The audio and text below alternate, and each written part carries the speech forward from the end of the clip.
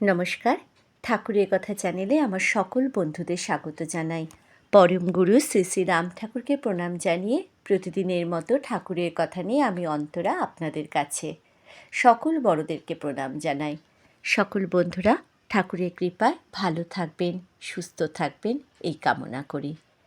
আজকের ঠাকুরের কথায় আমি ডক্টর ইন্দুভূষণ বন্দ্যোপাধ্যায় রাম ঠাকুরের কথা গ্রন্থ থেকে আপনাদের শোনাব। আজও ভক্তের ঠাকুরের কৃপালাভের একটি ঘটনা আপনাদের শোনাব। তাহলে শুরু করছি আজকের কথা ডক্টর ইন্দুভূষণ বন্দ্যোপাধ্যায়ের কথায় ঠাকুরের কথা। আমার মেসইতে ঠাকুর সেবায় গিয়েছিলেন মতিলাল বন্দ্যোপাধ্যায় মহাশয়ের বাড়িতে। মতিবাবু তখন বউবাজারে গিনি হাউসের নিকটে একটি গলিতে থাকতেন। সে বাড়িতে একতলায় এক ভাড়াটিয়া ছিলেন। মুখে কিছু না বলিলেও তাহাদের হাবভাবে বোঝা যাইত তাহারা ঠাকুরকে বিশেষ পছন্দ করিতেন না। ঠাকুরের কাছে যে সর্বদা লোকজন আসিত ইহাতে তাহারা অত্যন্ত অসুবিধা বোধ করতেন। আবার এদিকে মতিবাবুর কোনো সন্ততি ছিল না। তিনি বাড়ি না থাকিলে তাহার স্ত্রীর নিকট সংবাদ পাঠাইয়া উপরে যাইবার ব্যবস্থা করাও অনেক সময় কঠিন হইয়া যাইত। বাজার সারিয়া দোকানে যাইতে মতিবাবুর প্রায় 8টা বেজে যাইত। সুতরাং একটু তাড়াতাড়ি প্রাতকৃত্য সারিয়া চা সহযোগে কিঞ্চিৎ জলখাবার খাইয়া 7:30টার মধ্যে মতিবাবুর বাসায় আসিয়া উপস্থিত হইলাম। মনে করিয়াছিলাম মতিবাবু নিশ্চয়ই বাসায় পাইব। আবার দোতলায় যাইয়া ঠাকুরের দর্শনে কোনো অসুবিধা হইব না। নিচের তলায় ছোট একখানা বসার ঘর ছিল। সেখানে গিয়া দেখলাম যে একজন ভদ্রলোক অপেক্ষা করিতেছেন। তাহার নিকট জানিলাম মতিবাবু বাড়ি নেই। তথাপি মতিবাবু বলিয়া 2-3বার হাঁক দিলাম। মনে মনে এই আশা যে আমার আওয়াজ শুনিয়া কেহ হয়তো আমার উপরে যাইবার ব্যবস্থা করিয়া দিবে। 2-3 মিনিট অপেক্ষা করলাম, কিন্তু কোনো সাড়া পাইলাম না। তখন অগত্যা তক্তপোষের ওপর সেই ভদ্রলোকের পাশে যাইয়া বসিলাম। তাহার দিকে তাকাইতে বুঝিলাম তিনি অত্যন্ত চটিয়া আছেন। আমাকে বলিলেন, মতিবাবু বলে ষাঁড়ের মতো চেঁচালেন কেন মশাই? আমার কথা আপনার বিশ্বাস হলো না? আমি তাহাকে আমার উদ্দেশ্য বুঝাইতে বোড়াতে তিনি যেন কিছুটা ঠান্ডা হইলেন। আমি তখন তাহাকে আশ্বাস দিলাম যে মতিবাবু শীঘ্রই আসিয়া পড়িবেন এবং আমরা দুজনেই গল্পগুজব করিয়া অনায়াসে সময়টা কাটাইয়া দিতে পারিব। তাহার পরিচয় জিজ্ঞাসা করিতে তিনি বলিলেন, সে পরে হবে, এখন আগে আমার একটা কথা শুনুন। এই দুনিয়াটা কি করে ভালো করা যায় বলতে পারেন? আমি কথার উত্তর না দিয়া একটু নিবিষ্টভাবে ভদ্রলোকের দিকে তাকাইলাম। আগে ততটা লক্ষ্য করি নাই, এখন দেখলাম যে অদ্ভুত চেহারা। বয়স অন্দাজ 50-55, মুখে কাঁচা পাকা খোঁচা দাড়ি, বোধহয় 8-10 দিন খুরের সংস্পর্শে আসেন নাই। উজ্জ্বল শ্যামবর্ণ, উন্নত নাসা, চোখ দুটি বুদ্ধি প্রাচুর্যে সমুজ্জ্বল। সমগ্র চেহারাটার মধ্যে একটি বৈশিষ্ট্যের ছাপ। পোশাকেও বৈচিত্র্যের কোনো অভাব নাই। পায়ে ক্যাম্বিসের জুতা, পরিধানে মোটা মিলের ধুতি, গায়ে একটি লং ক্লথের ফতুয়া, তাহার উপর একখানা মোটা চাদর এবং সর্বোপরি একখানি লাল রঙের জাপানি কম্বল। আমি এক দৃষ্টি তাহার দিকে তাকাইয়া আছি। দেখলাম ভদ্রলোক বললেন, হয়েছে তো, এইবার আমার প্রশ্নের জবাব দিন। আমি একটু লজ্জিত হইলাম এবং বিনীতভাবে বলিলাম, ঠাকুরের কাছে আসিয়াছেন, তাহাকেই জিজ্ঞাসা করিবেন, আমি আর কি জবাব দিব? উত্তরে তিনি আমাকে জানাইলেন যে গত রাত্রিতে ঠাকুরের সঙ্গে তাহার সাক্ষাৎ হইয়াছিল এবং তাহাকেও তিনি এই প্রশ্ন করিয়াছিলেন, কিন্তু ঠাকুর তাহার কথা জবাব না দিয়ে উল্টে তাহাকে প্রশ্ন করিয়াছেন, দুনিয়াটা ভালো করার আপনার কি প্রয়োজন? জবাবে তিনি কি বলিয়াছেন জিজ্ঞাসা করিলাম। তিনি বললেন, কথাটা তাহলে আপনাকে খুলেই বলি। আপনি বোধহয় আমার অর্ধ উন্মাদ বা ওই রকম একটা কিছু ঠাউরাইছেন। অনেকেই ওইরূপ ভাবে, কিন্তু আগে আমার কথাটা শুনুন। ভদ্রলোক বলিলেন যে তাহার বাড়ি যশোর জেলায় কোনো এক গ্রামে পশ্চিমাঞ্চলে সেচ বিভাগে চাকরি করতেন। 3 বছর পূর্বে অসময়ে চাকরি হইতে অবসর গ্রহণ করেছেন। ভদ্রলোকের 2টি কন্যা বিবাহ হইয়া গিয়াছে। স্ত্রীও 5 বছর পূর্বে গত হয়েছেন। সুতরাং এখন তিনি ছাড়া হাত পা। প্রায় 200 টাকা পেনশন পান এবং এখানে সেখানে ঘুরিয়া বেড়ান। চাকরি জীবনে এক নিদারুণ অভিজ্ঞতাই নাকি তাহার অসময়ে অবসর যাপন গ্রহণ করার কারণ। সেচ বিভাগে চাকরির সময় তিনি দেখতেন যে একটা নিখুঁত পরিকল্পনা কিছুতেই করে ওঠা যায় না। একদিকে খাল কাটিয়ে জল সরবরাহের ব্যবস্থা হলো, অনাবাদী জমি ও আবাদে আসিল, সুন্দর সুন্দর নতুন গ্রাম গড়িয়া উঠিল।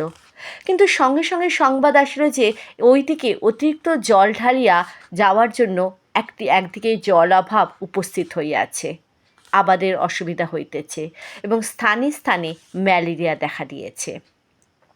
এই নূতন সমস্যা যা হোক একটা ব্যবস্থা করতে না করিতে আবার তৃতীয় কোনো স্থান হইতে অভিযোগ আসতে আরম্ভ করে। দেখা গেল যে নিছক ভালো কিছুই করা যায় না, ভালোর সঙ্গে মন্দ যেন ওতপ্রোতভাবে জড়ায়া আছে। তাহার মনে এক বিপ্লব উপস্থিত হলো। ইতিমধ্যে স্ত্রী গত হওয়ায় সংসারের দায়িত্ব আর বিশেষ কিছুই রইল না। চাকরিতে ইস্তফা দিয়ে বাহিরে হইয়া পড়িলেন। অনেক স্থানে ঘুরেছেন, প্রাজ্ঞ বিজ্ঞ সাধু সন্ত প্রভৃতি অনেকের সঙ্গে আলাপ আলোচনা করেছেন, কিন্তু তাহার সমস্যার সমাধান হয়নি। অবশেষে পশ্চিমে কোনো এক স্থানে অশীতপর বৃদ্ধ সৌম্যকান্তি এক সাধুর সহিত তাহার সাক্ষাৎ হয়। সাধু বাবা কয়েকজন শিষ্য সেবক লয়ে একটি আশ্রমে বসবাস করিতেছিলেন। সাধু বাবার নিকট তাহার সমস্যার কথা উত্থাপন করিতে তিনি বলিলেন, বেটা, আপ ভালা তো জগৎ ভালা। কথাটা পুরাতন এবং পূর্বেও তিনি ইহা বহুবার শুনিয়াছিলেন, কিন্তু ওই সাধু বাবার মুখে কেমন যেন নূতন নূতন ঠেকিল।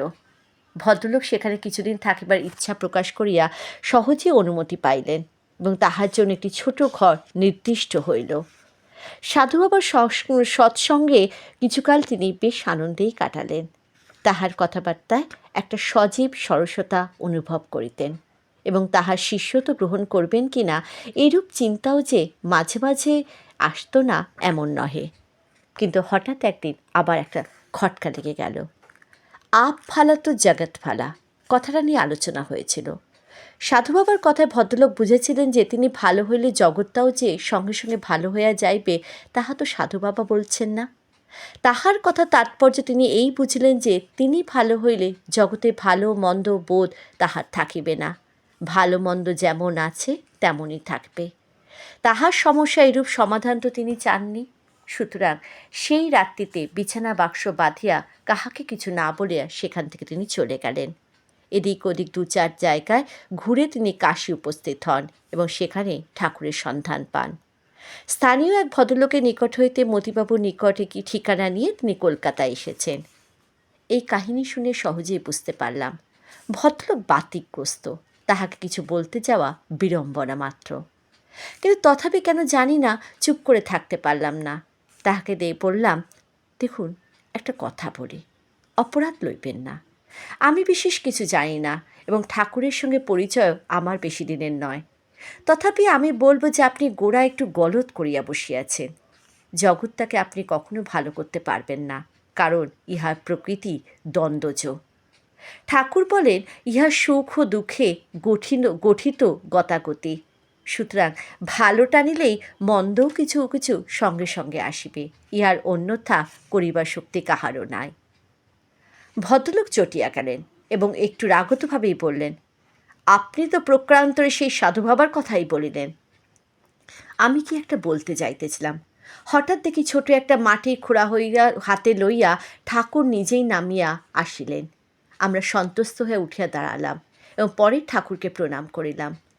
খোঁড়াটি আমার হাতে দিয়ে ঠাকুর তক্তপোষের এক পাশে উপবেশন করিলেন।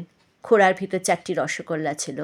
আমরা দুইজনেই তাহা প্রসাদ পাইলাম এবং উঠানের কলে হাত মুখ ধুয়ে আসিয়া ঠাকুরের নির্দেশ অনুসারে তক্তপোষের ওপর তাহার সম্মুখে বসিলাম। ইহার পরে যে দৃশ্যে অবতারণা হইল তাহা যেন আকস্মিক, তেমনি অভাবনীয়। ঠাকুর ওই ভদ্রলোকের দিকে এক দৃষ্টিতে চাহিয়াছিলেন।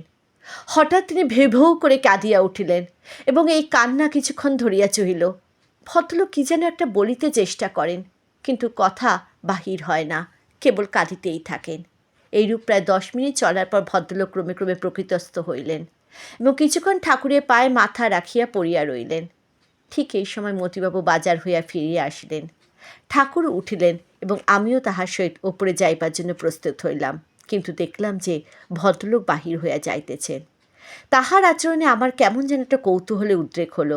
আমিও তাহাকে ছাড়িয়া দিতে সহজে ইচ্ছা প্রকাশ করলাম না। আমি ঠাকুরকে প্রণাম করিয়া রাস্তায় আসিয়া ভদ্রলোককে ধরলাম এবং অনেক পীড়াপিড়ি করে তাহাকে আমাকে মেসে লইয়া আসিলাম।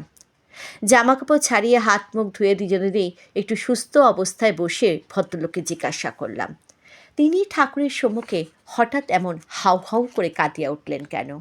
তিনি নীরব রইলেন। কিন্তু আমি তো নাছোড়বান্দা, অত্যন্ত পীড়াপিড়ি শুরু করে দিলাম।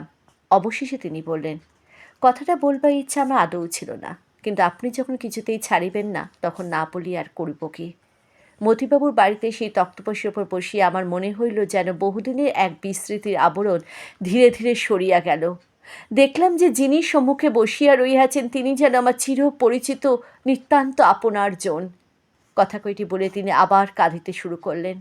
আমি নীরবে রহিলাম। কিছুক্ষণ পর তিনি শান্ত হইলেন। স্নানহারের পর প্রায় ঘণ্টা দুই তাহার সহিত নানা বিষয়ে কথাবার্তা হলো। বুঝলাম তিনি একটি কৃতবিদ্য লোক এবং অনেক বিষয় রীতিমতো পড়াশোনাও করিয়াছেন। দেখলাম তিনি মার্ক্সবাদ সম্পর্কে অনেক খবর রাখেন এবং মনে মনে এই দুঃখময় মানব সমাজকে চেষ্টার দ্বারা শান্তি ও প্রাচুর্যের এক নতুন স্বর্গে পরিণত করা যায়। মার্ক্সপন্থীদের সেই জ্বলন্ত বিশ্বাসই তাহাকে মার্ক্সবাদের দিকে আকৃষ্ট করিয়াছে। সে যাহাই হোক, কিছুক্ষণ পর দুজনেই একটু বিশ্রামের চেষ্টা করলাম। আমি ঘুমিয়া পড়িলাম। জাগিয়া দেখলাম ভদ্রলোক নাই। একতলায় বসে অনুসন্ধান করে জানলাম তিনি চলিয়া গিয়াছেন। জীবনে তাহার সঙ্গে দেখা হয় নাই। শুধু একবারই 4-5 ঘণ্টার জন্য এই ভদ্রলোকের সঙ্গ পাইয়াছিলাম। তাহার নামটাও জানিয়া রাখি নাই, কিন্তু তথাপি তিনি আমার মনে বরাবরই একটি বিশিষ্ট স্থান অধিকার করিয়া রহিয়াছেন। তিনি যে অভাবনীয় রকমে ঠাকুরের কৃপালাভ করিয়াছিলেন তাহা আমি আজও ভুলতে পারি না। জয় রাম, জয় গোবিন্দ।